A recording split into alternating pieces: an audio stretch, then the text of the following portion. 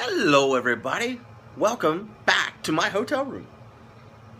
So I just got home. Well, I'm not home. I'm lying. I'm a liar. I just got back to my hotel room from a very action-packed day at the TellTale offices. It has been a lot of fun. I spent more time playing 7 Days to Die today than I have in quite some time. Looking at, I just realized my bed had been made up, which makes sense. They did not move my keep the curtains closed chair. Someone asked in a comment, did I bring my sleeping bags? Someone that saw the podcast and knows the memes. And I did not. That's the best I do. I always do that at a hotel. Try to keep the light from coming in. But the thing is, it always comes in, and so the moment the fucking sun comes up, I'm awake. Which is sad. The good thing about the West Coast is that the sun comes up here in a time that let's get back in the bed here. That at home it's a little bit later, so it's kind of okay. It's still not okay, but it's kind of okay. This bed feels fantastic. That's how tired I was. It's only 8:30, but I guess that's what 8, 9, 10, 11. It's 11:30 at home, so it's kind of late. So how did the day go? The day went great. We got there at 10 o'clock this morning, and we started playing. Well, we basically chatted for about an hour. We got to meet Rick from the Pimps, which is an awesome guy, which is great because I was super worried. You're worried a little bit, like, am I going to get along with this person? Is it going to be easy to talk to them? That sort of thing. So I've been stressing. I probably stress about these sort of things more than I should, but I've been stressing about this ever since I knew this was going to be a thing I was doing. In fact, early on, I was like, we should bring in, me and, like, Doc or someone, That way there's at least, like, that repertoire there between me and him. But we did not do that way. If I agree that it didn't make sense to have that many people on the couch and stuff, so it was just me and Rick playing his game, which is weird too, right? It's like, this guy made this game, so, like, he knows a lot more about it than I do, that's for sure. So you don't want to embarrass yourself either, saying, like, something way wrong or something. But all of those fears were for nothing because he was a great person. About to go meet him at the bar even. It's great.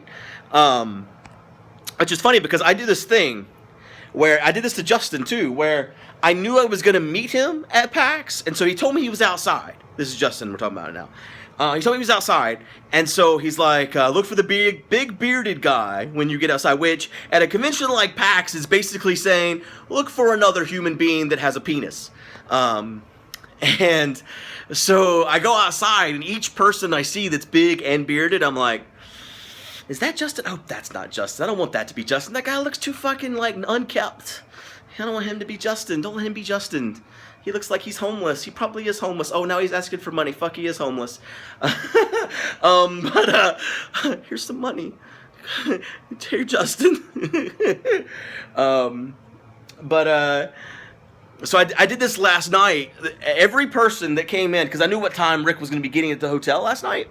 So, like, anytime someone would come into the bar or the hotel or the restaurant where I was eating, I'd look at him like, think that's Rick? Could that be him? And I looked him up on LinkedIn even. I was like, what's this guy look like? And then the problem with LinkedIn is his profile was so old that I didn't actually know what he looked like.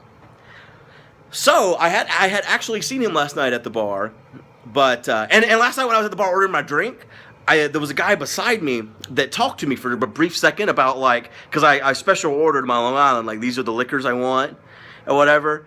And then when the bartender tasted it and was like, that's strong, the guy beside me was like, and I said, yeah, it's pretty good liquor. And he's like, but the liquors you wanted. And then I looked at him and he kind of looked like the Rick. And I was like, fuck, now what, is he judging me? With tomorrow when he knows it's me, is he going to judge me? I spend way too much time in my head. But, and then again this morning when I got breakfast, I saw him again eating breakfast. But again, I was like, that could be him. That looks like a guy that could be him. It was. And then when I did meet him at TellTale, my first introduction was probably pretty awkward, where it was like, I saw you at the bar last night, and I thought it might be you, and then I saw you this morning eating breakfast. You got the muffin. And he was like, yeah. you fucking weirdo, basically. So, yeah. I do this thing where I judge people ahead of time. Like, is that them? Would I be okay if that was them? Yeah. Um, but we played 7 hours of Don't Starve. Why the fuck was I gonna say Don't Starve? We played 7 hours of 7 Days to Die today. I guess because I already said 7, I felt like I needed another thing to say that wasn't 7. And it went really well. We hit a few bugs occasionally, and we do have to do some more tomorrow because we did not get to the point that we wanted to in showing everything. And I got some ideas for some other videos too that we're going to try to work on tomorrow morning. So I'm still here all day tomorrow, playing more 7 Days to Die again tomorrow. I'm going to get to check out the Batman from TellTale as well. Excited about that. What else happened today? We had a good dinner just now. Went to a place called Buckeye, and I had a really good steak, a ribeye, with Brussels sprouts. That was my dinner. I already have mentioned before how much I like Job from TellTale, Job Staffer. But right before when we sit down and everything, he's looking at the appetizers. He's like, "Does anyone here like raw oysters?" And I was like, "Will you marry me?" That's not how it really went down. But I was really excited because I really like raw oysters. And so he's like, "I love raw oysters. Let's order a bunch." And I was like, "Let's eat them. Yeah!" So we did that. We ate the raw oysters. Killed those motherfuckers. And had a good steak. It was really good. Had dessert. I don't normally eat dessert. I'm not a dessert kind of guy. It's always too sweet. But I had dessert, and I had an espresso, which I don't drink caffeine at all. But every once in a while, like I did this in Boston too for PAX East, every day at lunch I'd have an espresso. That's the only thing that kept me awake during PAX East. I was so tired. But I felt really tired tonight, so I was like, I'll have an espresso. So now I'm fucking wired. Like, as someone that doesn't ever drink caffeine, like decaf tea, I don't ever drink any sodas, so I don't have caffeine in my life. When I do have caffeine, it's like, so, I did spill some food on my shirt during dinner because I'm a big boy, so I have a different shirt on now. I'm repping the Mario. But yeah, it's been fantastic, guys. I want you to know that as a non-console player, I am blown away by 7 Days to Die on the PlayStation. Blown away. Like, I was so afraid of grabbing the controller and not being able to play the game. Like, just not being able, you know what I mean? Like, how do I craft shit? How do I aim? Like, it doesn't have auto aim, by the way, in case you're wondering. Because then a lot of times that happens in console games, right? Like Grand Theft Auto, where they just stick the fucking auto aim on. It's like, oh, headshots all the time. Doesn't do that. You gotta aim. The crafting, like all that stuff. I was so worried about all the things, like just everything about the game. And I was like, I gotta get there early so I can actually play it some with the controller so I don't look like a fucking idiot when we actually do the thing we're doing. And it didn't matter. It was so intuitive, so good. I am not being paid to say this. I'm telling you, it is amazing. I'm blown away. I really am. And we got to talk about just so many things about 7 Days to Die. Like, this is a game that I have enjoyed playing for so long, and we've put so much time into like the back-end scripts that make certain things work for our persistent server. And so it was so awesome to just get to sit there for hours and talk with Rick about the type of stuff that we've done as Minecraft to make 7 Days to Die work for the type of content we're creating, and just how excited he got about some of the stuff I was telling him about. And it's been really good too to talk about some of the things that I feel like we could do even better, which is a little bit more tweaking to certain things on the back end. And he's like, yeah. And so I'm like, yeah. So anyways, it's been a fantastic trip so far. I'm having a great time. And I don't know what else to say. I'm just having a great time, and I'm glad I got to do this. And I cannot wait for you guys to see the videos that we're making. They're going to be fun. And on June 28th, I wasn't sure before I talked about this if there was a date for the release, but it is. It's already, everyone knows. June 28th, it's coming out on the PlayStation 4 and Xbox One.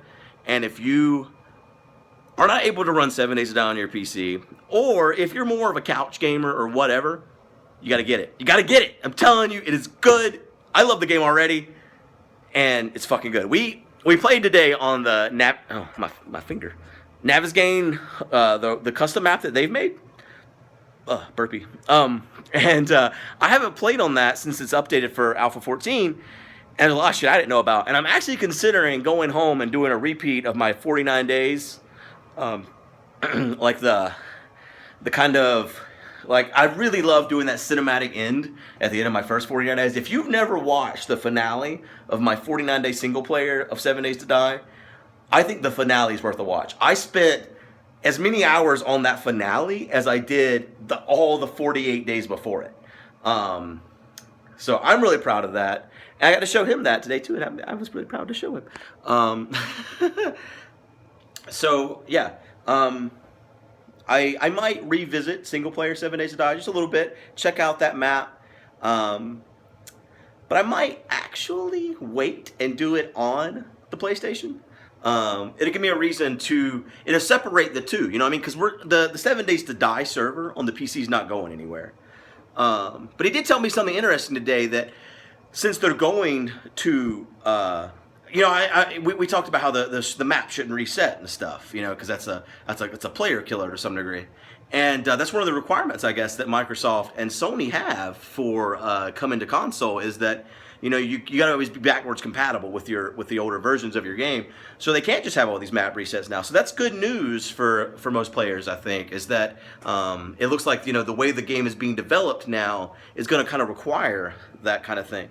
So yeah, it's been fantastic, and I've been having a great time, and I've already said that many times, but I just don't know how else to reiterate that. So I'm going to shut up now, and I'm going to go down to the bar and have a drink, and probably come back here and go to bed. See, it's 8:30 now, so yeah, be in bed by 10 is my goal. So I can be up. Got to be back up there in the morning at 10 a.m. for one more day, and yeah, there's cool shit to be seen, and you guys will be seeing it pretty soon, I promise. I got to get home and edit, and that's going to take me a little bit of time, but I'm going to fucking do it. I'm going to sit there, and so there might be a few days where, you know, you don't get no Life in the Woods or whatever, but I'm working as hard as I can, I promise. I still have 4 interviews from PAX East to release, and they're ones that I am everything I did at PAX East, any interview you saw from me at PAX East was a game I was passionate about, something I cared about. I was, you know, at E3, it was like this thing where it's like, well, let's try to do some interviews. It's like, okay, we'll do some interviews. And not all of them were like things that I really super excited about, you know what I mean? Just trying to get your whistle wet, you know? But at PAX, I was done doing that. I mean, I don't have to do these interviews. I didn't never have to do them, but it was kind of a thing like, let's give it a shot, you know? But at PAX East, it was, this is something I care about a lot. I'm really excited for it, and I want to show it to you guys. And so I tried to talk to them, because not everyone could be at these things or talk to these people, you know, one-on-one like that. So there's a couple games left. One of them is Pollen, which I'm going to do a Let's Play of, too. I have the fucking game at home. I just haven't had time to play it. And I'm really excited for that game. Like, I followed that game for over a year, being super excited about it, and then when it does come out, I haven't had time to play it. And I have an awesome interview with... anyways, so, I mean, it was a really good interview. My thumb. Fuck you, thumb. So that's one. There's a 3-in-1 interview with Octopus Tree, the developers, that make, they have 3 games, and all 3 of them look cool.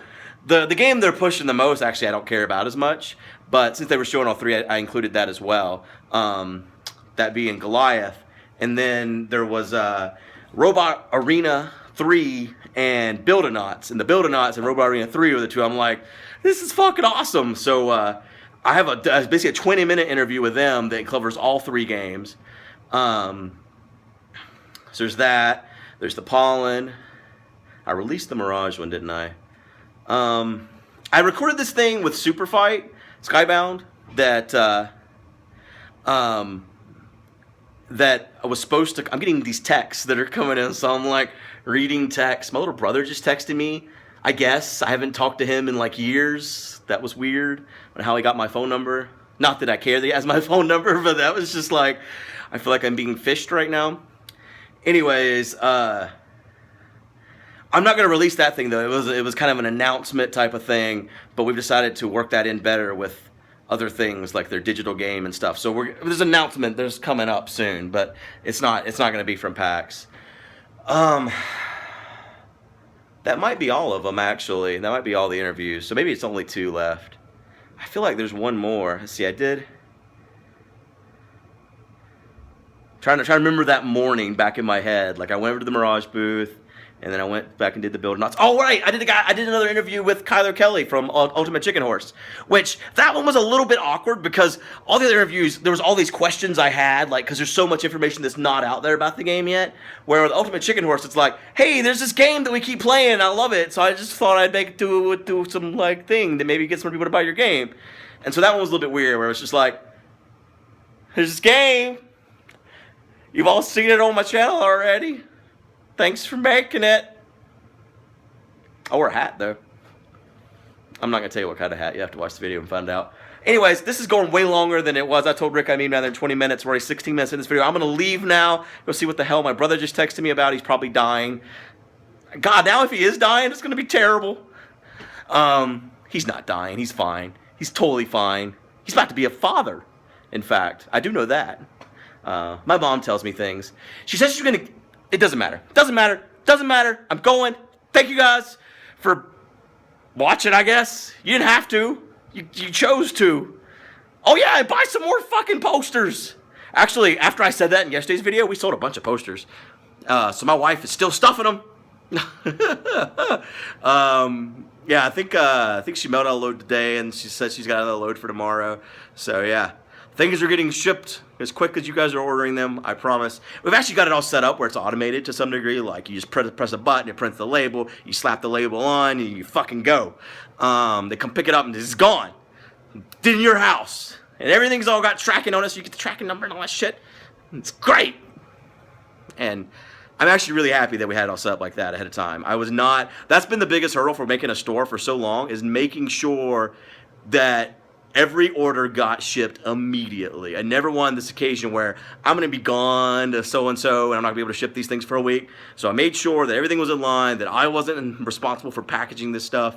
So anyway, store.minecracklp.com. And we're actually working on a lot more merchandise. We're going to use the money we earn from selling this merchandise to make more merchandise, and it's gonna be like this infinite cycle of fucking merchandise until we're the next Walmart, and everywhere you go, we're like, buy some Minecraft shit! You want a fucking cupcake? Well, it's gotta have Goot's face on it! That's not actually what we're doing, actually. I don't ever want to be like that. But I do want to make some stuff that you guys actually said you wanted, so. Anyways, thanks for watching, guys, and I'll see you later.